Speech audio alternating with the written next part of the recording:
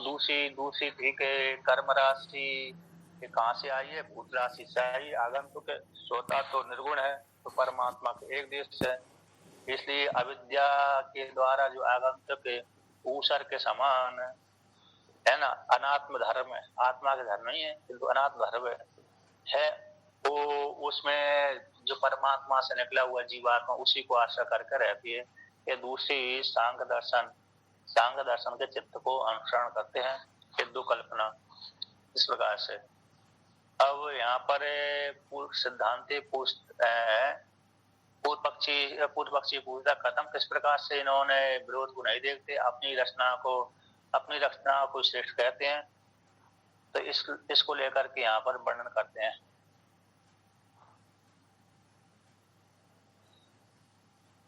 कर्म द्वय प्रत्येकम क्रियापद संबंधित नयश्च हो गया नए शब्द का। अब यहाँ पर कहते हैं कल्पना का सामान्य रूप से रमणीय श्रुति न्याय के द्वारा बाह्यत, इसको पूछते हैं। तो उक्ता ही, तो भाष्य की दूसरी पंक्ति है, उक्ता एव तावत साविवत्वे परमात्मनः संसारित्वे सवर्णत्व कर्म फल देशे संसरण अनुपत्यादय दोषा। कहते हैं ऐसी सामंजस्य कर लेने से, जीवात्मा को कर्ता भोक्ता बंधन मुक्त और एक अंग मान लेने से, परमात्मा का एक देश मान लेने से, भूत राशि जो आगंतुक है उसी के अनुसार उसी से युक्त हो जाने के कारण परमात्मा एक देश वाला हो गया, परमात्मा के एक देश जीवात्मा हो गए इत्यादि जो कल्पना हो गई। एक तो कर्ता हो गए, एक भोक्ता हो गए, एक बंधन वाला, एक मुक्त वाला, और परमात्मा के एक देश इत्यादि जो मान लिए है जीवात्मा में, जो भरती प्रपंच ने, तो कहते हैं वो सावयवत हो जाने पर, मूर्त के साथ जुड़ गया तो सावयव हो गया। तो सावयव मान लेने पर परमात्मा का भी, क्योंकि परमात्मा भी उससे भिन्न नहीं हुआ जीवात्मा से, और वो एक अंग निकला तो वो अंगी और अंग हो गया। तो परमात्मा का संसारित्व सावयव हो जाने पर परमात्मा का भी संसारित्व हो जाएगा। और दूसरा हेतु है कि सवर्णत्व, परमात्मा से निकला हुआ, जैसे हमारे शरीर से निकला हुआ कोई अंग होता है तो वहां पर घाव हो जाता है, तो सवर्णत्व पुंसी आदि हो जाएगी। और दूसरा अब कर्ता बन गया, भोक्ता बन गया, तो कर्म फल देश के लिए संस्करण करेगा, तो वे इत्यादि जो दोष आ रहे हैं, ये दोषों की प्राप्ति होने लगेगी, है ना। कर्म फल का भोगने के लिए, ये देश आदि को जाने के लिए इत्यादि दोष आ जाएंगे, किंतु पहले से ही हमने खंडन कर दिया कि परमात्मा का एक देश जीवात्मा नहीं है। 494 नंबर पृष्ठ वहां पर वर्णन कर दिया कि परमात्मा कैसे अचल है, गमन करता ही नहीं है, असंग है, कूटस्थ है, निर्वय है, निर्गुण है। तो इसलिए, किंतु जो दिखता कैसे, तो उपाधि को लेकर दिखता है। तो इस प्रकार से पहले वर्णन कर दिया। अब यहाँ पर आगे वर्णन करते हैं। यहाँ पर टीका में इसको लेकर के वर्णन किया था, विकल्प किया था कि टीका में 1 2 3 4 चौथी पंक्ति की अंतिम में यदि उत्तम परमात्मा का एक विज्ञान आत्मा, तत्र उस विज्ञान आत्मा में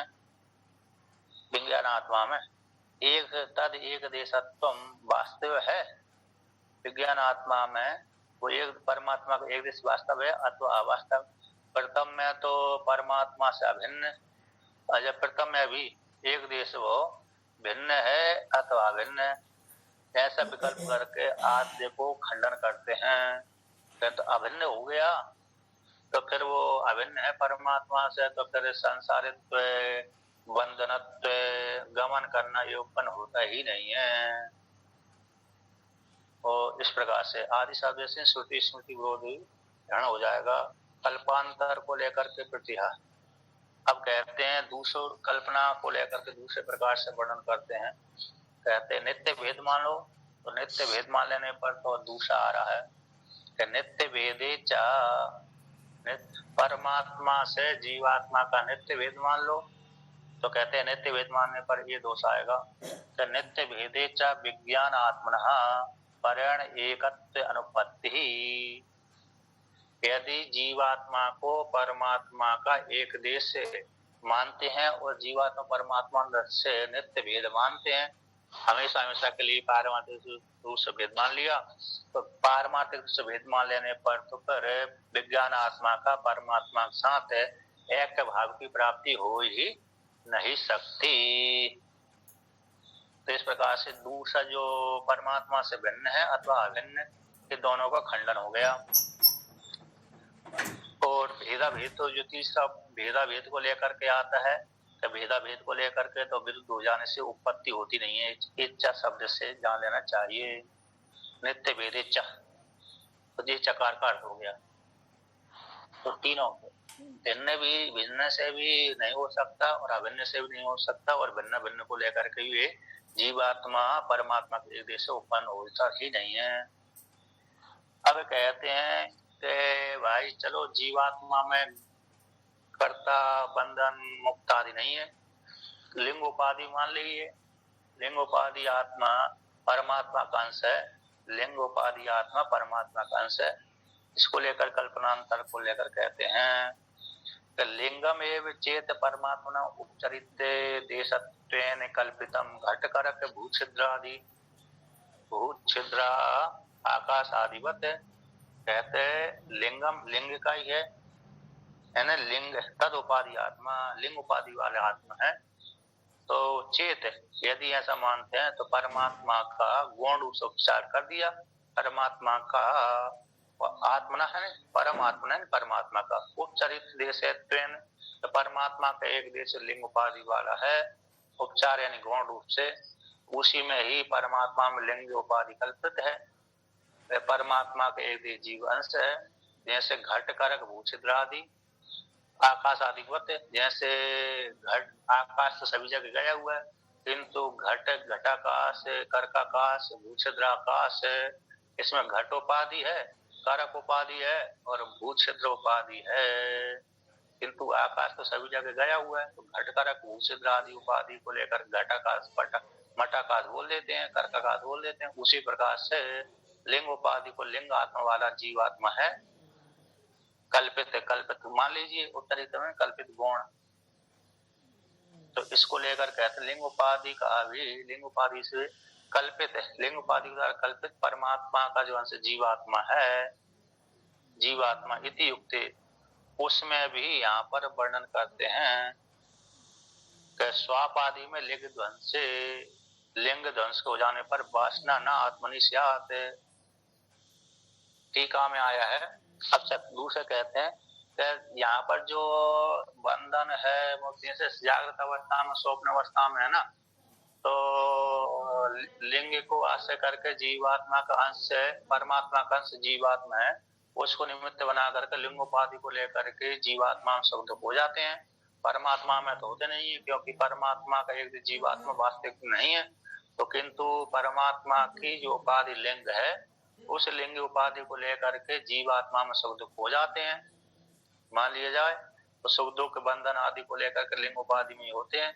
ऐसा मानने पर तो यहाँ पर कहते हैं फिर उसी के माध्यम से जीवात्मा सुखी दुख हो जाता है। तो ऐसी प्राप्त हो जाने पर सिद्धांति कहता है कि लिंग उपाधि के द्वारा, सूर्य शरीर उपाधि के द्वारा कल्पित है जो परमात्मा का अंश जीवात्मा है, ऐसा कह देने पर, मान लेने पर स्वापादि में, सुसुप्ति अवस्था में और मूर्छा अवस्था में और समाधि अवस्था में लिंग के ध्वंस हो जाने पर, लिंग का ध्वंस है, सूर्य शरीर का ध्वंस हो जाता है। आता सुसुप्ति अवस्था में लिंग नहीं रहता, क्योंकि लिंग शरीर तो स्वप्न अवस्था तक ही रहता है, सुसुप्ति में तो रहता नहीं है। यदि रहता होता तो प्रभावी ज्ञान होने लगता। तो लिंग के ध्वंस हो जाने पर वासना, जो लिंग के नष्ट हो गए तो लिंग के भीतर रहने वाली वासना भी नहीं गई, तो न आत्मा निश्चात है, तो जो वासना है आत्मा में नहीं हो सकती। लिंग अभाव है, क्योंकि लिंग के अभाव हो जाने पर तद अधीन जीव का अभाव हो जाता है। लिंग जैसे ही हट गया, शरीर जैसे ही हटा, जीव संज्ञा भी हट गई। इसलिए तद वियोगे भी लिंग वासना जीवे, तद वियोगे लिंग का वियोग हो जाने पर भी लिंगस्थ वासना जीव में रहती है, ये प्रक्रिया उत्पन्न नहीं होती। लिंग है ना, सूक्ष्म शरीर के हट जाने पर लिंगस्थ वासना जीव में रहती है, ये प्रक्रिया उत्पन्न ही नहीं होती। इस प्रकार से तथा उसी प्रकार से लिंग और शरीर को लेकर के जीवात्मा का अंश मान करके उसमें शुद्ध हो जाए लिंग के माध्यम से, लिंग शरीर के माध्यम से ना, ऐसी बात भी नहीं है। तथा लिंग वियोग भी परमात्मा देश का आश्रम वासना, तो लिंग के वियोग हो जाने पर, ऐसे सुसुप्ति अवस्था में लिंग शरीर का वियोग हो जाने पर परमात्मा देश, परम आत्मा देश का आशय, तो जो जीवात्मा को आश्रय करके वासना मानेंगे फिर वासना को परमात्मा भी चली जाएंगी, क्योंकि परमात्मा से भिन्न जीवात्मा नहीं है। तो लिंग के वियोग होने पर जैसे नैयायिक आदि है उसमें मान लेते हैं, लिंग के वियोग हो जाने पर जीवात्मा में सुख दुख मान लेते हैं, वासना मान लेते हैं। तो लिंग के वियोग सुसुप्ति हो जाने पर जीवात्मा चले जाते हैं, तो जीवात्मा परमात्मा से भिन्न नहीं है। इसलिए तो परमात्मा देव की आशा करके वासना परमात्मा को आशा करने वाली हो जाएंगी, किंतु परमात्मा तो पहले से ही असंग, इसलिए उस परमात्मा में वासना रूप जीवात्मा में वासना उत्पन्न होती ही नहीं है। तो 1 नंबर टिप्पणी में दिया है, तो लिंग के वियोग हो जाने पर भी परमात्मा को देश को आशा करने वाली वासना उत्पन्न होती ही नहीं है, क्योंकि सुसुप्ति अवस्था में तो लिंग नहीं रहा, समाधि अवस्था में लिंग नहीं रहा, मूर्छा अवस्था में लिंग नहीं रहा, इसलिए वासना का भी अभाव हो गया। इसलिए जीवात्मा रूप परमात्मा उत्पन्न होती नहीं है, सुख दुख होता ही नहीं है। इसलिए जो तीसरी राशि वर्णन की थी, एक ब्रह्म राशि, एक मूर्त राशि, एक जीव राशि, विद्या कर्म पूर्व प्रज्ञा को लेकर के, ये तीसरी राशि है, इसका खंडन कर रहे हैं। और भी कहते हैं कि परमात्मा से अविद्या का उत्थानम, परमात्मा से अविद्या का उत्थान होता है, इसको निराकरण करते हैं। अविद्या च स्वतः उत्थानम ऊसरवद इत्यादि कल्पना अनुपन्ना, कहते हैं जैसे पीछे वर्णन किया था कि जैसे पारमार्थिक रूप से स्वाभाविक रूप से 556 नंबर पृष्ठ की भाष्य की नीचे से दूसरी पंक्ति के अविद्या स्वाभाविक रूप से अनादि सिद्ध है ना, अनादि सिद्ध, ऐसी जो पारमार्थिक रूप से उत्थित जो अविद्या है, जीव में आई गई है, प्रकटीभूत अविद्या है, अनागंतुक, आगंतुक नहीं है, अनागंतुक यानी अनादि सिद्ध है, ऊसर के समान आत्मा के धर्म न होते हुए ऐसी जो कल्पना है, चित्ते सांख्य चित्त का अनुसरण करते हैं, तो जो अविद्या मानते थे ऊसर के समान, ये कल्पना भी उत्पन्न नहीं होती। अविद्या का स्वाभाविक रूप से पारमार्थिक रूप से उत्थान निकली हुई है ऊसर आदि के समान, जैसे पृथ्वी का विकार ऊसर है, वो उस ऊसर को ही आश्रय करके रहती है, ऐसा जो वर्णन किया था। किंतु ऐसी इत्यादि जो ऊसर को ही आश्रय करके रहेगी, जो विकार है, पृथ्वी का विकार एक देश है, तो उसी को ही आश्रय करके रहेगी, ऐसे जो कल्पना है वो उत्पन्न नहीं होती। क्यों? पृथ्वी, यदि पृथ्वी में एक देश ऊसर विकार रही तो पृथ्वी में ही रहना होगा, ना कि अलग देश में रहना होगा। तो कहते हैं नाचा, उसी को लेकर खंडन करते हैं। अविद्या परमात्मा से उत्पन्न होने वाली अविद्या की उत्पत्ति हो जाने पर परमात्मा के संसार होगा। तयोर एक अधिकरणात्, कहते दोनों का एक अधिकरण हो गया। अच्छा, आगे यहाँ पर आगे ऊपर कहते हैं, भगवान भास्कर कहते हैं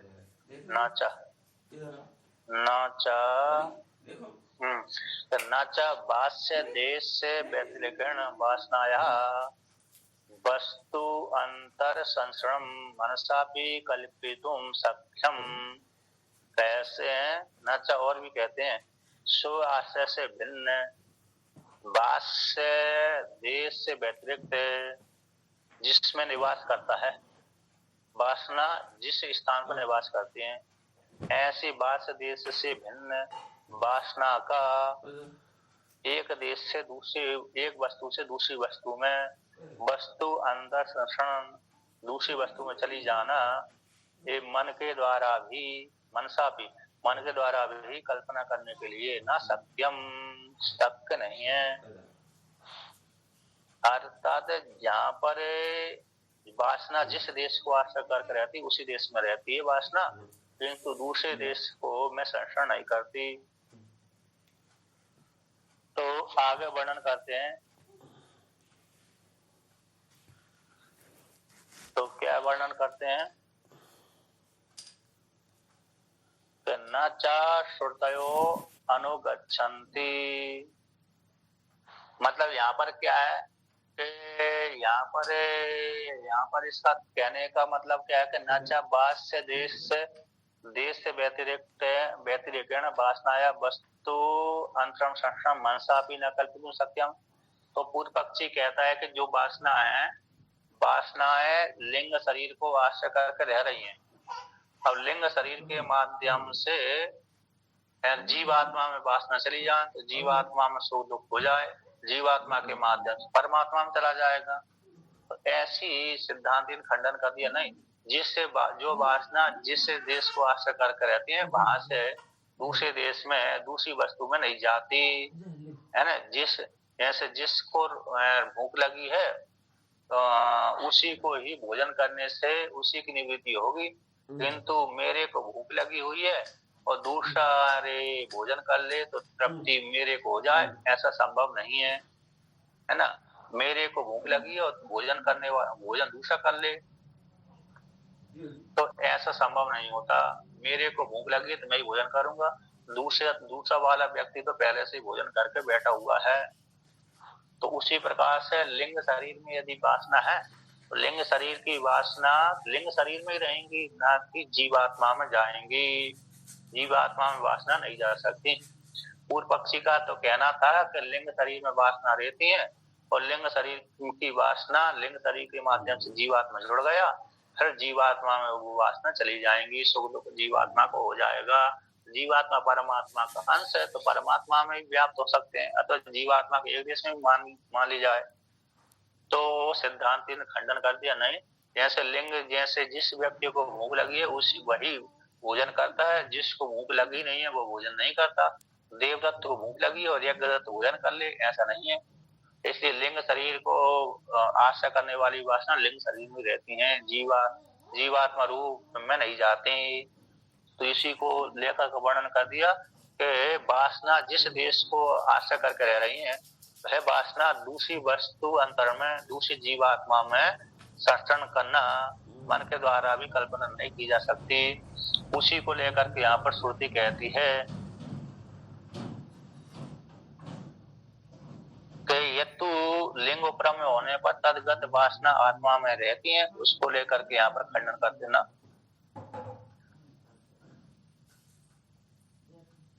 कैसे? न च श्रुतयो अनुगच्छन्ति, न च श्रुतयो अनुगच्छन्ति कामः संकल्पो विचिकित्सा। एक श्रुति कहते हैं, कहते श्रुतियां इस प्रकार से स्वीकार करती ही नहीं है। न च श्रुतयो अनुगच्छन्ति, श्रुतियां हैं वह इस प्रकार से स्वीकार करती ही नहीं है, अनुमोदन करती ही नहीं है। कैसे अनुमोदन नहीं करती? तो इस प्रकार से अनुमोदन नहीं करती कि जीवात्मा लिंग शरीर में वासना है, लिंग शरीर में वासना होने के पश्चात फिर वही लिंग शरीर की वासना जीवात्मा में चली जाए, जीवात्मा में हो जाए, ऐसा श्रुतियां स्वीकार करती ही नहीं है। कहते हैं भाई जैसे ये तो लौकिक दृष्टांत था, जैसे बर्तन में रखी हींग में जिस पात्र में हींग रखी थी अथवा जिस दोना में हींग पुष्प रखे थे, उस पुष्प को तो हमने भगवान को ऊपर चढ़ा दिया, फिर भी पुष्प जिस पात्र में रखे थे जिस दोने में रखे थे उस दोने से ही सुगंध आती रहती है। जिस पात्र में हींग रखी थी उस 2-4 महीने तक अथवा 1-2 महीने तक अथवा 2-4 दिनों तक उस पात्र में हींग की खुशबू आती रहती है। उसी प्रकार से लिंग शरीर में वासना थी, लिंग शरीर के माध्यम से वियोग हो जाने पर भी सुसुप्ति अवस्था में तो जीवात्मा में वासना चली जाएंगी, जीवात्मा शोध हो जाएगा। तो यहाँ पर उसको खंडन कर दिया। जब पुटक आदि में जैसे पुष्प आदि अवयवों की अनुभूति होती है, वहां पर चिपक जाती है। कहाँ पर? जैसे दोने में उसके कण चिपक जाते हैं। किसमें चिपक जाते हैं? पुष्प के सूक्ष्म कण दोने में चिपक जाते हैं, तभी दोने से सुगंध आती रहती है पुष्प की। जब उसको जैसे जिस पात्र में हमने हींग रखी है उस पात्र में भी हींग के सूक्ष्म कण चिपक जाते हैं, तब तक इसलिए वो चिपक जाते हैं, इसलिए वो चिपके रहते हैं। तब तक वो सुगंध आती रहती है, हींग खुशबू आती है। जिस काल में हमने उसको अच्छी क्षार पदार्थ से साफ कर दिया, उसी काल में वो से क्षार पदार्थ के द्वारा साफ हो जाने से उस पात्र पर हींग की खुशबू नहीं आती। तो उसी प्रकार से यहाँ पर भी जब लिंग का वियोग हो गया हमारे, तो फिर जो लिंग शरीर में रहने वाली वासना की जीवात्मा में नहीं रहती, बल्कि लिंग शरीर में ही रहती हैं। तो श्रुति भी यहीं पर कहती है कि जितनी भी वासना आती, सुख दुख इच्छा द्वेष धर्म है, वो काम है, संकल्प है, विचिकित्सा है, ये मात्र है लिंग शरीर को आशा करके रहती हैं। ये श्रुति काम संकल्प विचिकित्सा संशय ये मन के धर्म है। हृदय एव रूपाणी, हृदय यानी बुद्धि के यानी अंतःकरण के ही रूप हैं, न आत्मा के रूप नहीं है। और भी श्रुति कहती है कि ध्यायतीवा लीलायतीवा, मानो ध्यान करता हुआ सा, मानो चेष्टा करता हुआ सा। तो चेष्टा ध्यान बुद्धि कर रही है, चेष्टा प्राण को लेकर के भी वही बुद्धि अंतःकरण प्राण में हो रही है। तो उसी को लेकर के झूठा ही आरोप जीवात्मा में हो जाता है, किंतु वास्तव में चेष्टा प्राण का धर्म है, ध्यान बुद्धि का धर्म है। इस प्रकार से और भी कहते हैं कामा ए अस्य हृदय ही श्रद्धा, जितनी भी कामनाएं थी हृदय को आश्रय करके रहती हैं। इस जीवात्मा की जो कामना है हृदय को आश्रय करके रहती हैं, ये श्रुति कहती है। और तीर्णो ही तथा सर्वान शोकान हृदयस्य, कहते हैं जीवा जब साधक ने जान लिया कि मैं तो असंग हूँ, तो वो जो हृदय के भीतर रहने वाली शोक थे, काम क्रोध लोभ मोह आदि शोक थे, वो सारे शोक कैसे तीर्णो पार कर जाता है। सारे शोकों को वो पार कर जाता है, हृदय की जितनी शोक है उसको समाप्त कर देता है। अतः इसलिए जितने भी वासनाएं हैं, काम क्रोध लोभ मोह आदि सारी लिंग शरीर को आश्रय करके रहती, लिंग शरीर की है, लिंग शरीर को आश्रय करके रहती, जीवात्मा की नहीं है। इसलिए ऐसा जो भर्ती प्रपंच ने तीन राशि वर्णन किया था वो नहीं बनता। इसलिए जितनी भी वासना आती है लिंग शरीर को लेकर के, तो लिंग शरीर के माध्यम से जीवात्मा में नहीं जाती, वहीं पर रहती हैं। झूठा ही आरोप अकेला हो जाता है। अब और भी कहते हैं पूर्व पक्षी यहाँ पर कहता दे कि ननु जीव में समवाय संबंध से समवाय कारण जीव में जैसे जीव असंग है, कूटस्थ है, मन है, मन में वासना बैठी है, संयोग के माध्यम से जीव अंतःकरण में रहने वाली जो सुख काम क्रोध लोग है जीवात्मा में चली जाते हैं। तो समवाय संबंध से समवाय कारण में कि मन के संयोग से मन का जीवात्मा के साथ संयोग हुआ और मन में रहने वाली वासना संयोग के माध्यम से जीवात्मा में चलेगा, असमवाय कारण हो गया। तो संयोग से असमवाय कारण से कामादि की उत्पत्ति वहां पर आत्मा हो जाएगी। इतनी उदाहरण श्रुतियों में विवक्षा की गई है, तब रहा उसको कहते हैं नाचा। जैसे मन में रहने वाली वासनाएं, मन का आत्मा के साथ संयोग है तो समवाय संबंध हो गया, समवाय कारण। अब समवाय कारण असमवाय कारण दो कारण होते हैं न्याय में। तो समवाय कारण कैसे होते हैं? दो अवयवों हो जाते हैं।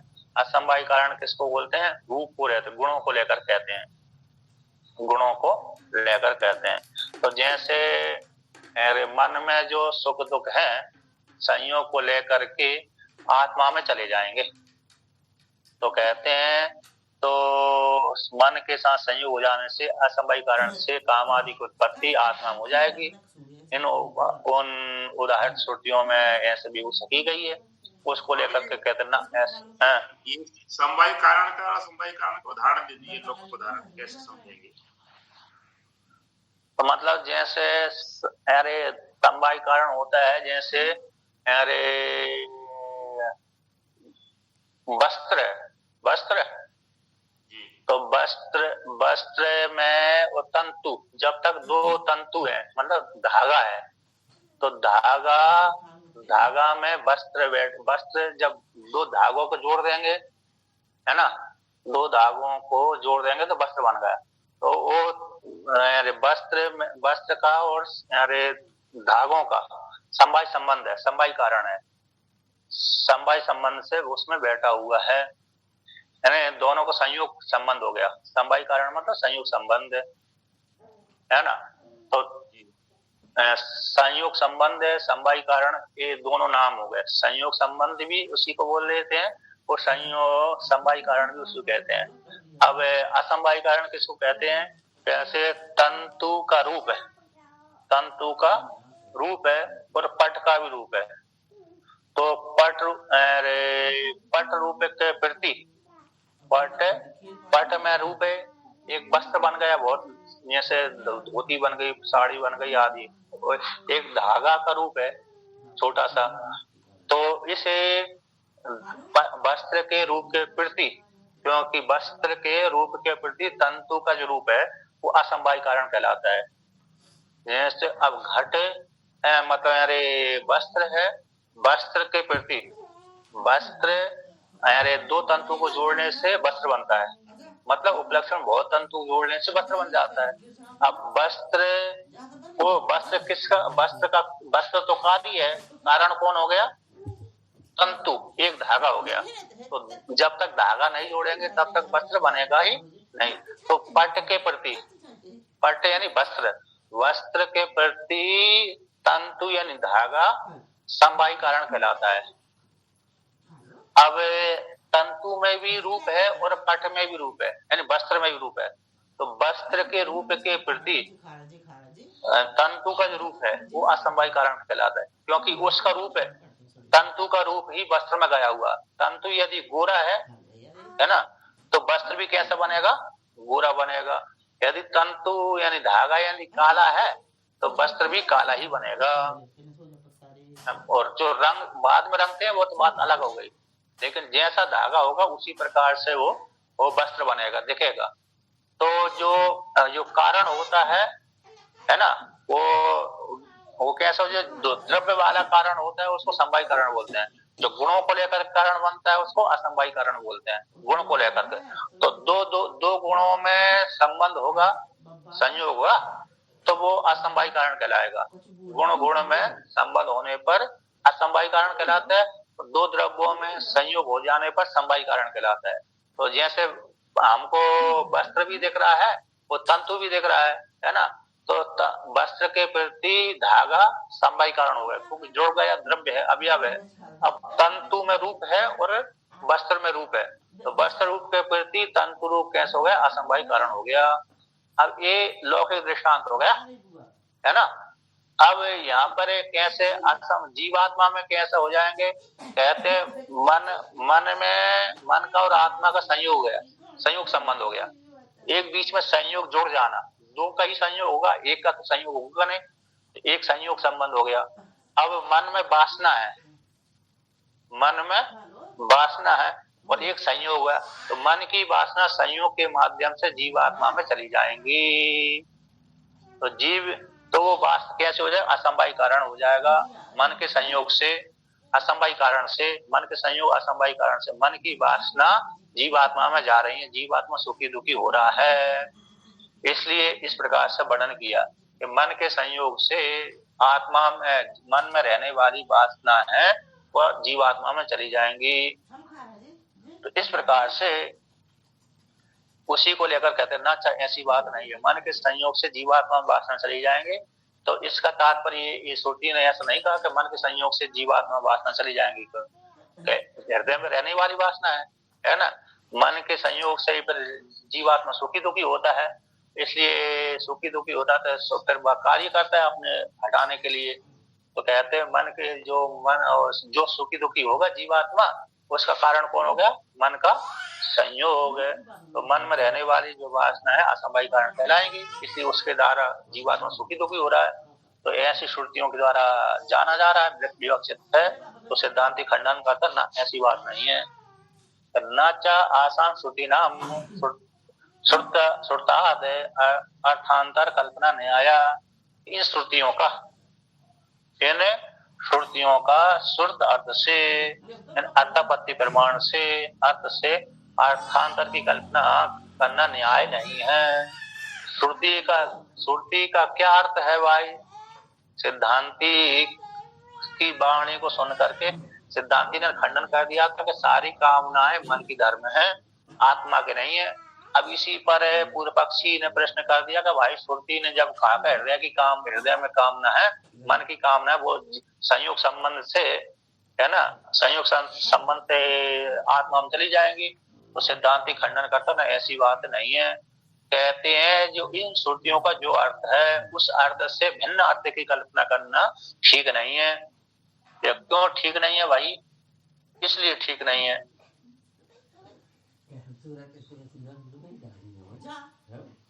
इसको टीका में दूसरी पंक्ति वर्णन किया है। दृश्यमान संसार, जो देखा गया जो संसार है वह औपाधिक उपाधि को लेकर स्वीकार करके, औपाधिक उपाधि को लेकर स्वीकार करके, औपाधिक अभिधाय करके जीवात्मा का ब्रह्मत्व उपादन में, जीवात्मा का परमात्मा में ब्रह्मत्व उपादन में तात्पर्य है श्रुतियों का। औपाधिक तो संसार है जीवात्मा का, किंतु पारमार्थिक संसार नहीं है। तो जीवात्मा का ब्रह्मत्व को उत्पादन करने में तात्पर्य सारी श्रुतियों का है। उपक्रम और उपसंगार के द्वारा एक रूपादियों के द्वारा गम्यते जाना जाता है, न अर्थांतर कल्पना, दूसरी कोई अर्थांतर कल्पना नहीं करना चाहिए। दृश्यमान संसार परमात्मा, जीवात्मा रूप परमात्मा का औपाधिक है। तो उपाधि होती तो कल्पित होता है, मिथ्या होता है। इसे जीवात्मा को ब्रह्मत्व को बोध कराने के लिए सारी श्रुतियों का तात्पर्य है कि जीव परमात्मा ही है। उपक्रम और संघार से एक रूपी सिद्ध किया गया है। इससे भिन्न दूसरी अर्थ की कल्पना करना न्याय कैसा नहीं है? न्याय नहीं है। अब उसी को यहाँ पर कहते हैं कि आत्मनः, श्रुति में है ना, कि आत्मनः पर ब्रह्मत्व उपादन अर्थ परत्वाद आसाम एतावन मात्रार्थ उपक्षयत्वाच्च सर्व उपनिषदाम, के आत्मा ने जीवात्मा का पर ब्रह्मत्व के उत्पादन परक वाली श्रुतियों का अर्थ है जीवात्मा को परमात्मा रूप से बोध कराने वाली श्रुतियों का तात्पर्य है। आशा में श्रुति नाम, ये श्रुतियां जीवात्मा को परमात्मा रूप बोध कराने वाली है, परमात्मा परक ही है कि जीवात्मा परमात्मा है। इतना मात्र ही, एतावत है ना, इतना मात्र ही, एतावत इतना ही मात्र अर्थ, इस प्रकार से अर्थ को बोध करा करके कि जीवात्मा परमात्मा से भिन्न नहीं और जीवात्मा परमात्मा ही है, ऐसा अर्थ का बोध करा करके सारे उपनिषद कैसे चरितार्थ हो जाते, उपक्षय हो जाते हैं, चरितार्थ हो जाते, उनका कृतकारी हो जाता है। आता इतना बोध करा दिया, जैसे अरे लौकिक उदाहरण हो गया, लौकिक उदाहरण के गाड़ी ने है ना, वाहन ने, ट्रेन ने हमको इस दिशा से ले जाकर के उस दिशा तक छोड़ दिया, उतना ही उसका कार्य था, अन्य कार्य उसका दूसरा नहीं था, है ना। वाहन ने हमको एक देश से ले जाकर के दूसरे देश में छोड़ दिया, बस उसका उतना ही कार्य है, इसके आगे उसका कार्य नहीं है। उसी प्रकार से श्रुतियों का भी इतना ही अर्थ मात्र है कि जीवात्मा का परमात्मा को बोध करा दिया। अब इतना बोध कराकर उनका काम पूरा हो गया, चरितार्थ हो गया, उपलक्ष्य हो जाती हैं। तो मतलब टीका में इसका स्पष्ट रूप से वर्णन कर देते हैं। टीका में 1 2 3 4 चौथी पंक्ति ऊपर से, तो सारे उपनिषदों का एक रस रूप परमात्मा में पर्यवसान है। फलवत्त आदि लिंगों के द्वारा जाना जाता है ना। फलवत्त, अरे फलवत्त का क्या अर्थ हो गया? अरे जो फल वाले के साथ है, अरे जो अन्य अफल वाले भी उसके अंग कार्य बन जाते हैं। फलवत सन्निधो अपलम तद अंगम, एक न्याय है। फलवत सन्निधौ अपलम तद अंगम, तो फल वाले के साथ अफल भी उसके अंग बन जाते हैं। लेकिन यहाँ पर कहते हैं फल वाला कौन है? परमात्मा। तो सारी श्रुतियां परमात्मा और जीवात्मा को एकभूत कराती हैं। इस प्रकार से जाना जाता है कि सारी श्रुतियां, सारी उपनिषद कैसे एक रस परमात्मा में ही पर्यवसान हो जाती हैं। तो कैसे फिर उससे भिन्न श्रुतियों का अर्थांतरिक कल्पना होगी? जीवात्मा अलग है, परमात्मा अलग है, जीवात्मा सुखी दुखी होता है, ऐसी अर्थांतरिक कल्पना श्रुति कैसे करेगी? जबकि श्रुति मात्र जीवात्मा परमात्मा का एक रूप बोध करा करके चरितार्थ हो जाती है, जीवात्मा के स्वरूप को बोध करा देती है, जीवात्मा परमात्मा के स्वरूप को बोध करा देती है। क्या बोध करा देती है? कि जीव रूप परमात्मा असंग कूटस्थ निर्गुण है, सुख दुख से रहित है। अब उसी को और कहते हैं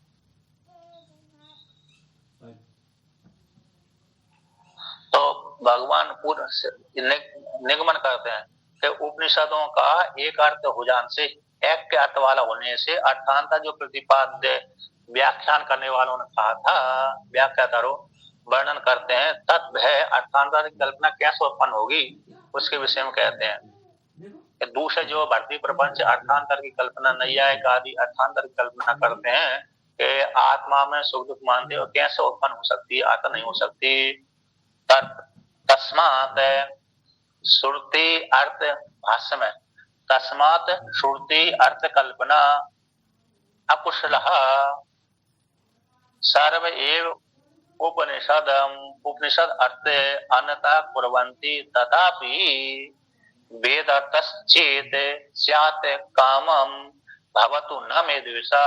तस्मात् निगमन करते हैं कि श्रुति अर्थ की कल्पना में, श्रुति के द्वारा प्रतिपादित अर्थ, उस अर्थ की कल्पना करने में जो कुशल नहीं है, गीता प्रेस में वहां पर खंडकार नहीं लिखा है ना, वहां पर खंडकार लगा लेगी तो बहुत ही अच्छा रहेगा। तो श्रुति अर्थ की कल्पना में जो कुशल नहीं है वो सर्व उपनिषद का अर्थ को अन्य प्रकार से कुर्वन्ति, अन्यथा कुर्वन्ति, क्योंकि श्रुति के अर्थ को जानने में कुशल नहीं है, श्रुति के अर्थ को कल्पना करने में कुशल नहीं है, अकुशल। यहाँ पर तो खंडकार लिखा है, अथवा कहते हैं सर्व उपनिषद के अर्थ को अन्य प्रकार से कर देते हैं, तात्पर्य रूप से न जानने के कारण, तात्पर्य रूप से न जानने के कारण संपूर्ण उपनिषद को अन्य प्रकार से करने में जो करते हैं, ऐसा करने पर भी, तथापि इस प्रकार से करने पर भी यदि वो वेद का अर्थ है, वेद का अर्थ है, चेत श्याम हो, ऐसा मान लेने पर भी यदि वो वेद का अर्थ हो तो भवत हो, वो ऐसा मानते कि यही वेद का अर्थ है। हम तो कहते हैं ऐसे करने पर न में द्वेषा, इससे मेरे को कोई दोष नहीं है।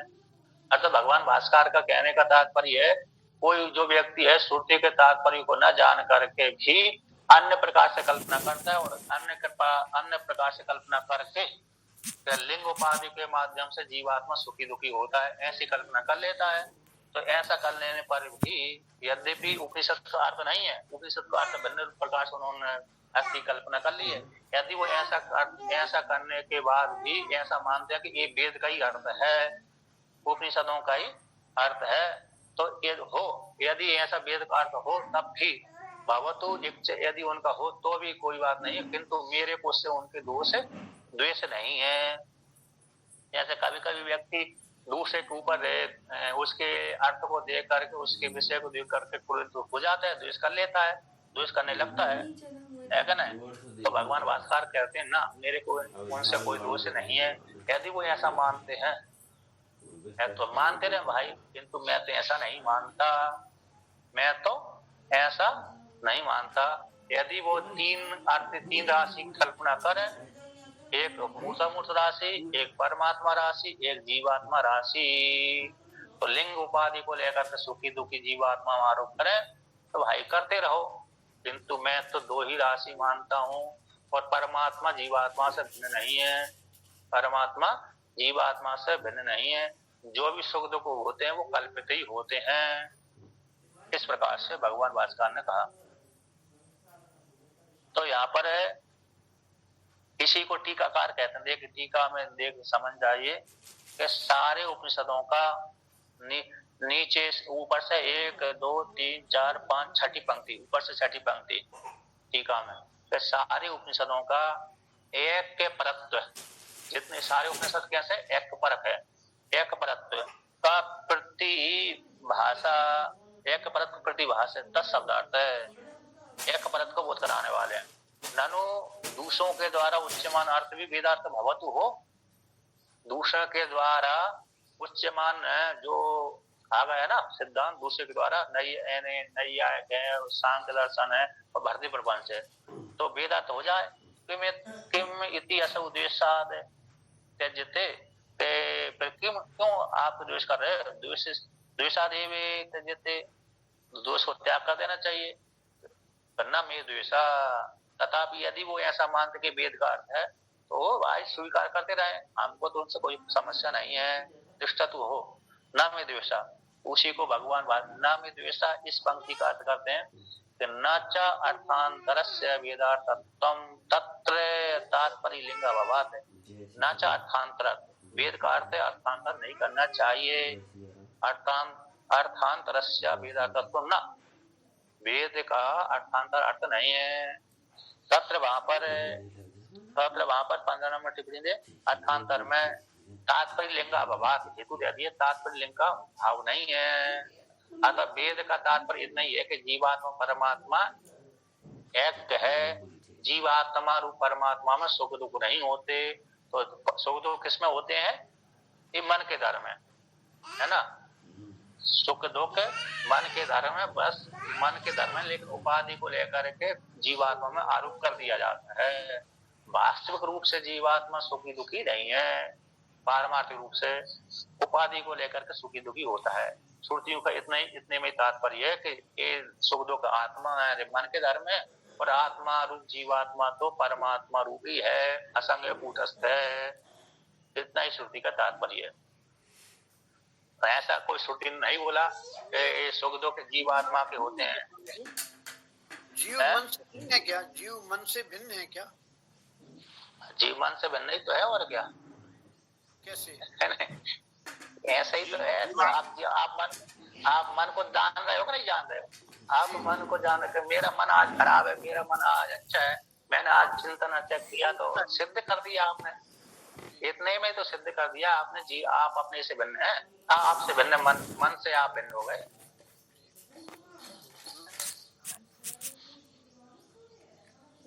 हाँ, चिदाभास से मन भिन्न कहलाया, मतलब चिदाभास भी कल्पित ही है, और का चिदाभास से वो कल्पित है।